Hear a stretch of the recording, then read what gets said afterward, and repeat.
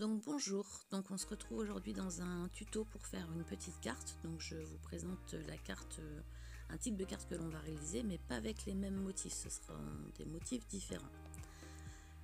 Donc pour faire cette carte, vous allez avoir besoin de tamponnage avec un sentiment d'écrit. Moi j'ai choisi Joyeux anniversaire, de différents matériels comme du coup des feutres à alcool.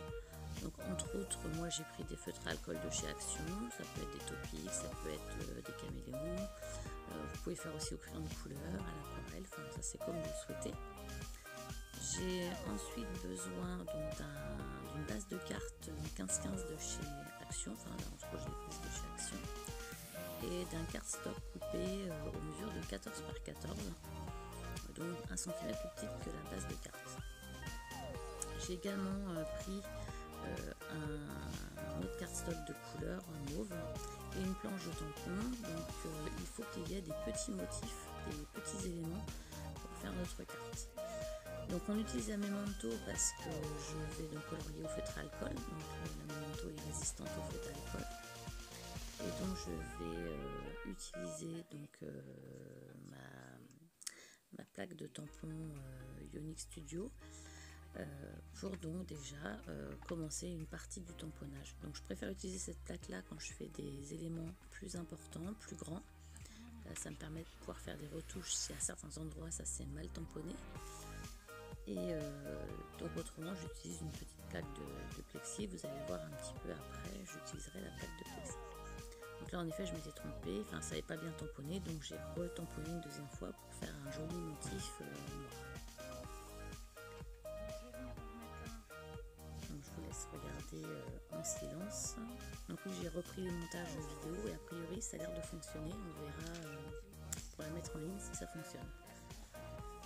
Donc là j'ai bien avancé mon tamponnage et avec donc une plaque de plexi, j'ai prélevé des petits éléments de ma planche de tampon et je commence à mettre de façon anarchique des petits éléments sur mon cardstock qui est coupé en 14-14.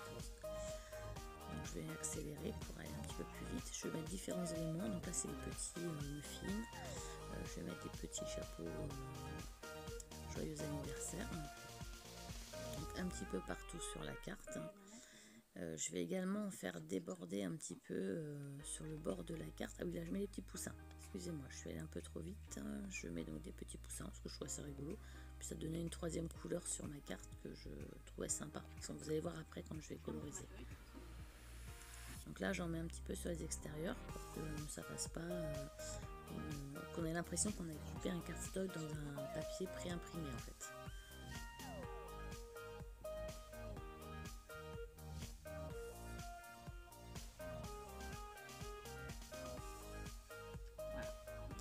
Donc voilà, donc le fond de la base de la carte est faite.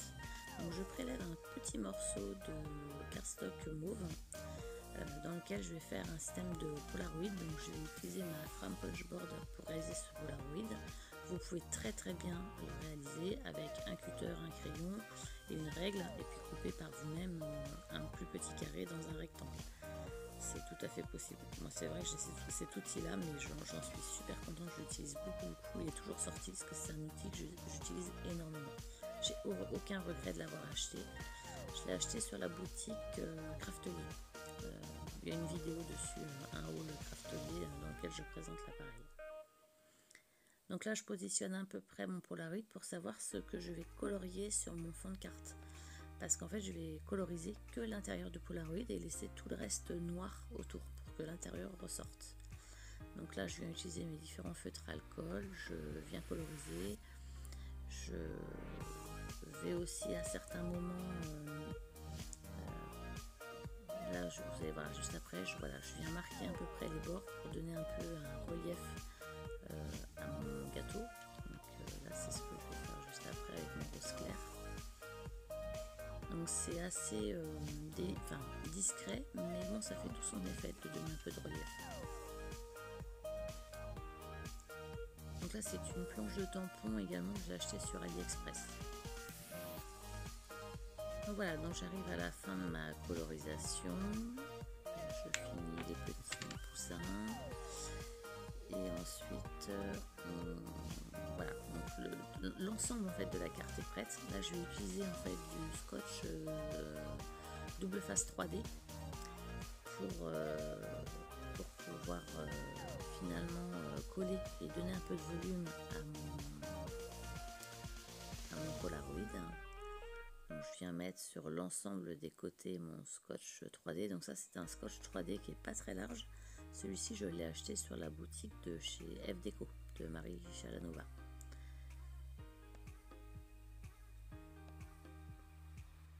Et donc voilà, donc je retire mon scotch 3D et je vais venir coller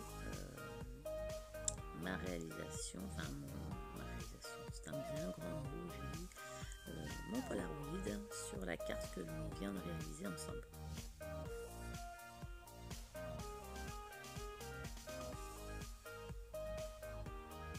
C'est un petit peu galère à enlever le scotch. Donc là on centre bien sur les parties que l'on a colorisées. Donc voilà, après on appuie bien. Alors on peut aussi faire une shaker, mettre un plastique, des sequins. Moi je ne l'ai pas fait parce que je voulais faire une carte simple que tout le monde peut faire avec peu de matériel. Mais souvent je fais des shakers en fait avec cette base là. Donc là je viens reprendre un deuxième cardstock que je vais couper en dimension de 14,5 par 14,5 pour que ça vienne déborder de chaque côté du fond de carte que l'on a réalisé. Vous voyez, ça fait un petit bord, un petit biais le long de la carte. Et ça fait ressortir en fait le Polaroid. Et ensuite on viendra donc tout coller sur notre base de carte en 15 par 15. Donc voilà, je vais vous laisser regarder la suite en musique.